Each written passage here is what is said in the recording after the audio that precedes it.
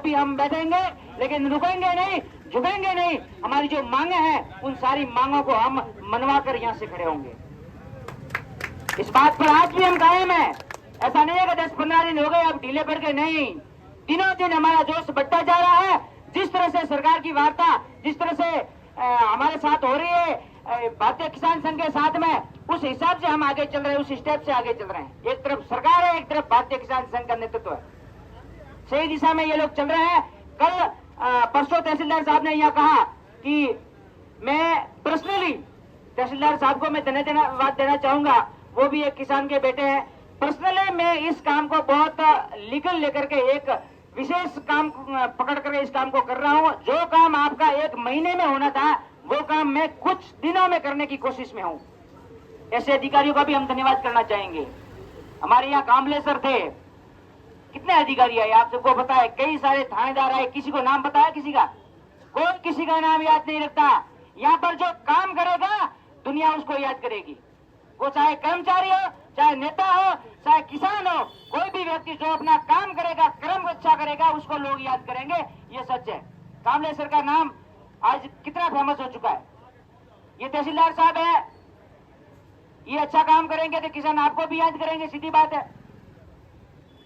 तो सरकार का काम सही दिशा में चल रहा है। आदान अनुदान की राशि के लिए लिस्टें जारी हो चुके हैं और लिस्टों में जिन जिन लोगों के मिसमैच खाते थे उनको सुधारने की जो बात हुई, उनमें आप सब भी ध्यान दें। पटवारियों को अल्टीमेटम कर दिए हैं और लगभग आज शाम तक सारे खाते ओके हो चुके हैं। और जो पेमेंट 40 करोड़ की बात हुई थी, वो पेमेंट जल्द अपने खातों में आ जाएगा। हम ये नहीं कहते कि हाँ कल आ जाएगा, कल पूरा नहीं, कल नहीं आएगा तो परसों भी ये धरना चलेगा, 4 दिन भी चलेगा, 10 दिन भी चलेगा, लेकिन जब तक खातों में पैसे नहीं आएंगे तब तक धरना जारी रहेगा। ये हमारा अल्टीमेटम है। तो दूसरी बात यह है कि आप सब लोग नरम मत बनना। आपको यह नहीं लगना चाहिए कि हम रेगुलर धरना दे रहे हैं, इसका परिणाम क्या है। मैं पहला परिणाम बता देता हूं। मुख्य मांग तो हमारी आदान अनुदान राशि है। पहला परिणाम यह है कि जो स्मार्ट मीटर की बात चल रही थी, स्मार्ट मीटर एक तरह की कैंसर की बीमारी है।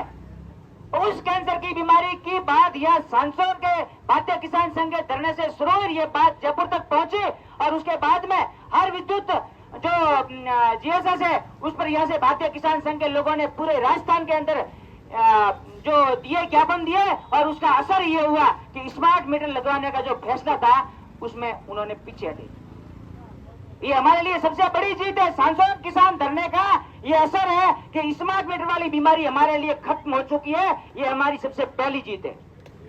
हम यहाँ बैठते हैं कि फालतू थोड़ी बैठते हैं, इसका काम हो रहा है। जो हम धरने पर बैठ रहे हैं इनका परिणाम आ रहा है, जल्दी अपने खातों में पैसे भी आएंगे। और दूसरी बात मैं 2 मिनट में करके संक्षिप्त में बात पूरी करूंगा। जो पूर्वोत्तर के गांव हैं, हमने पहले भी कहा मांगे 19 है, सारी मांगे मनवा कर ही रुकेंगे। ऐसा नहीं कि एक पैसे आगे बाकी सब नहीं, सारी मांगे मनाएंगे। पूर्व सांसद के पूर्वोत्तर के जो 50 गांव है वहां नहर की बात चल रही है। आप सभी लोगों को मैं कहना चाहता हूं कि इस इलाके के किसान हमें आगे तैयार रहे। हम बड़ी तैयारी कर रहे हैं। ये तो 100-150 करोड़ है, 1000 करोड़ के बजट का आवंटन करवाने की हम ताकत रखते हैं। अगर आप लोग साथ में रहे तो नहर यहाँ तक लाएंगे। बहुत बड़ी बड़ी तैयारियां आगे चल रही है। भारतीय किसान संघ लगातार मजबूत हो रहा है। बस आप सब लोगों की संख्या, आप सब लोगों का सपोर्ट, आप सब लोगों का राजनीति से ऊपर उठ करके किसान भाई भाई है, इस पंक्ति पर चलने का आह्वान चाहिए। धन्यवाद। जय हिंद। बहुत बहुत